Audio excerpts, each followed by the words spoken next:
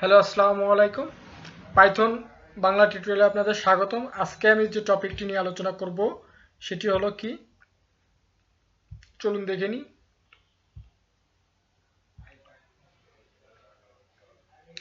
Global variable.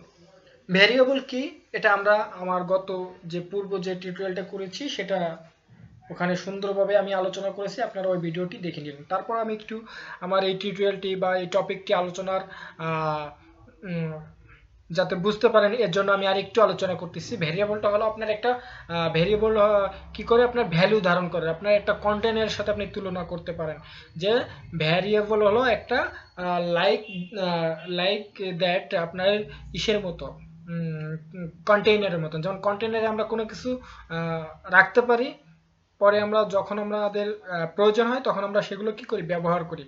ঠিক ভ্যারিয়েবলটাও ওরকম, আমরা ভ্যারিয়েবলে কি করতে পারি, বিভিন্ন ভ্যালু রাখতে পারি, যখন আমাদের দরকার হবে তখন আমরা কি করতে পারবো, ব্যবহার করতে পারবো। অর্থাৎ ভ্যারিয়েবল কি করে, ভ্যালু স্টোর করে।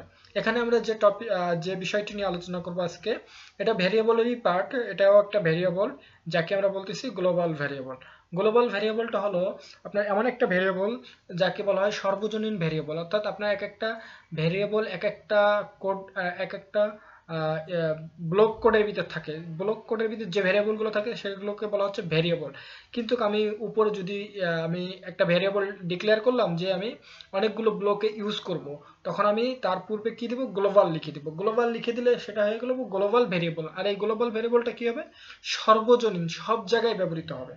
যেমন আমাদের বাংলাদেশের মনে করেন, সাপোজ বাংলাদেশের আপনার নাগরিকত্ব আছে, আপনি বাংলাদেশে কি ঘুরতে পারবেন অনায়াসে, ইজিলি। কিন্তু আপনি বাংলাদেশ ক্রস করে যখন অন্য কোথাও যেতে যাবেন, বিশ্বের অন্য কোনো প্রান্ত যেতে হবে, অবশ্যই আপনার কি দরকার হবে, পাসপোর্ট দরকার হবে। তদ্রূপ ঠিক আমাদের এই ভ্যারিয়েবলটা যদি কোনো লিমিটেশন ইসের ভিতরে থাকে তখন জাস্ট ভ্যারিয়েবল হবে। আর যখন আমরা লিমিটেশন ছাড়াও ক্রস করে অন্য কোথাও ব্যবহার করতে চাবো, তখন আমরা সেটাকে কি করে নিব, গ্লোবাল ভ্যারিয়েবল করে নিব। আশা করি বুঝতে পেরেছেন গ্লোবাল ভ্যারিয়েবলটা কি। চলুন আমি আরেকটু আপনাকে এক্সাম্পল সহকারে দেখাই দিই, তাহলে জিনিসটা ক্লিয়ার হবে। Variables that are created outside of function are known as a global variable. Variable that কি করে, created outside of the function, অর্থাৎ এটা ফাংশনের আউটসাইডে ব্যবহার করা যায়, যেটাকে আমরা knows as the global variable, যেটাকে আমরা গ্লোবাল ভ্যারিয়েবল হিসেবে জানি।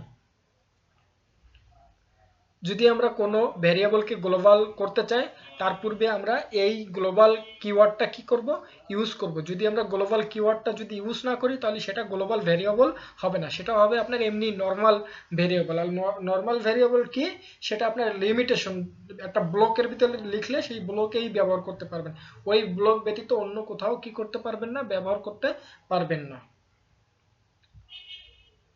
যেমন আমি এখানে একটা লিখছি ডিফ মাই ফাংশন, এখানে একটা লিখছি, এখানে গ্লোবাল এক্স, অর্থাৎ গ্লোবাল এখন কি হয়ে গেছে, নর্মাল ভেরিয়েবল নয়, এটা এখন একটা গ্লোবাল ভেরিয়েবল। কারণ কি, আমি গ্লোবালের পূর্বে একটা গ্লোবাল কিওয়ার্ড ইউজ করছি, ইকুয়াল দ্য ফ্যান্টাস্টিক। তাহলে এই ফ্যান্টাস্টিক এখন একটা গ্লোবাল ভেরিয়েবল, আমি এখন এই ফাংশনের ভিতরেও ব্যবহার করতে পারবো এবং এই ফাংশনের বাইরেও কি করতে পারবো, ব্যবহার করতে পারবো।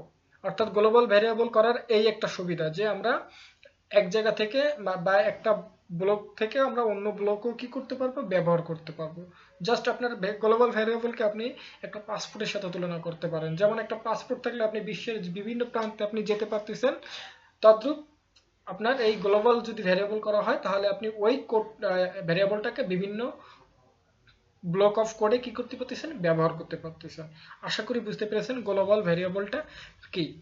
আহ, আমার ভিডিওটি যদি আপনাদের অবশ্যই ভালো লেগে থাকে, আমাকে লাইক, কমেন্ট এবং শেয়ার করবেন এবং আমাকে কমেন্ট করে জানাবেন, তাহলে আমি নতুন নতুন ভিডিও করার আমার ইচ্ছা হবে।